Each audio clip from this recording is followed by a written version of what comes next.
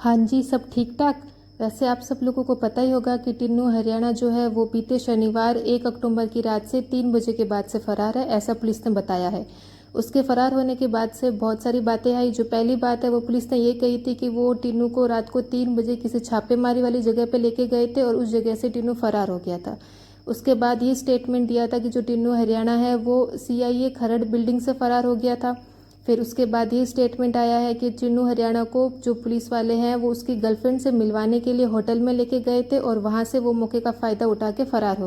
इसके बाद में सीआई प्रीतपाल सिंह का नाम सामने आता है। उनका कहना ये है कि प्रीतपाल सिंह है वो टिन्नू को अपने निजी आवास पे लेके गए थे। वहाँ पे टिन्नू की मुलाकात है वो उसकी गर्लफ्रेंड से करवाई थी। और इस मामले में जो सीआई प्रीतपाल सिंह है उनको सस्पेंड कर दिया गया है और उनको 4 दिन की पुलिस रिमांड पे लिया गया है। और उन्होंने ये बोला है कि जब वो टिन्नू को इंटेरोगेट कर रहे थे, बात यह है कि जो सीआई प्रीतपाल सिंह है वो खुद एसआईटी टीम के मेंबर है। तो उन्होंने कहा कि वो किसी केस में जब टिन्नू को इंटेरोगेट कर रहे थे तो टिन्नू ने एक बात का खुलासा किया था कि वो एक ऐसी जगह के बारे में जानता है जहाँ पे बहुत सारे हथियार रखे हैं, बट उसने शर्त रखी थी कि अगर मैं उसी जगह का नाम तभी बताऊंगा जब आप मुझे मेरी गर्लफ्रेंड से मेरी मुलाकात करवाओगे। सीआई साहब का कहना ये है कि उन्होंने टिन्नू की शर्त मान ली थी और इस करके वो टिन्नू को अपने साथ अपने ही घर पे लेके आ गए थे और वहाँ पे उन्होंने टिन्नू की जो मुलाकात है उसकी गर्लफ्रेंड से करवाई थी। इस दौरान उनकी आंख लग गई थी और टिन्नू मौके का फायदा उठा के वहां से फरार हो गया था। अब पुलिस की तरफ से जो टिन्नू की फरारी के बाद में जो एफआईआर दर्ज की गई है 164 नंबर की, उस एफआईआर में भी पुलिस ने कोई भी जगह को मेंशन नहीं किया है कि टिन्नू कौन सी जगह से फरार हुआ है। और इसके साथ पुलिस ने अपने ही डिपार्टमेंट पे 120 बी भी लगाई है कि अगर कोई भी पुलिस वाला इस केस में शामिल होता है तो उस पर सख्त कार्रवाई की जाएगी। पर बात यह है कि जो सिविल लाइन है वो बहुत ज़्यादा सुरक्षित जगह मानी जाती है। वहाँ पे और भी बहुत सारे जो पुलिस ऑफिसर्स है उनके घर है, वहाँ पे दिन में भी और रात में भी जो पुलिस है वो तैनात रहती है। तो ऐसी जगह से कोई कैसे फरार हो सकता है।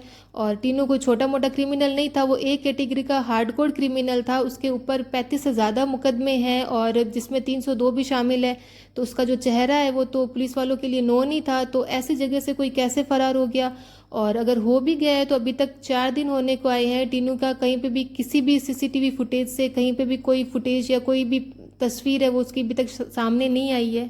इस मसले की बात से ही पंजाब पुलिस है वो हाई अलर्ट पे है और उनको शक है कि टिन्नू किसी बाहर देश में भाग सकता है और इस करके उन्होंने टिन्नू पे जो है लुकआउट नोटिस एलओसी है वो जारी किया है।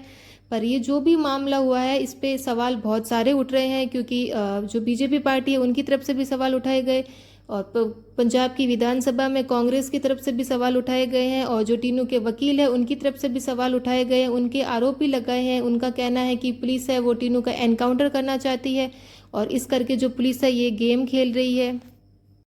मसला हुआ है वो पंजाब के एडमिनिस्ट्रेशन पे बहुत बड़ा सवाल तो उठाता ही है और इसके बावजूद भी अभी तक पंजाब की तरफ से, पंजाब के एडमिनिस्ट्रेशन की तरफ से, पंजाब के डीजीपी की तरफ से अभी तक कोई भी ऑफिशियल स्टेटमेंट नहीं जारी हुआ है कि असल में कहानी क्या रही थी। टिन्नू सच में फरार हुआ है तो कैसे फरार हुआ था, कौन सी जगह से फरार हुआ है। तो अभी तक पंजाब के एडमिनिस्ट्रेशन की तरफ से भी कोई जवाब नहीं आया है। टिन्नू को लेके एक खबर ये भी आई है कि वो नेपाल होके दुबई के रास्ते से अमेरिका भाग जाना चाहता है। और इस मसले में आप सब लोगों को क्या लगता है कि सच में कोई एक कैटेगरी का क्रिमिनल का इतना आसान होता है भाग जाना, या फिर पुलिस का कुछ और गेम है, या फिर सच में ही वो भाग गया है। आप लोगों को जो भी लगता है आप लोग ना कमेंट करके ज़रूर बताना।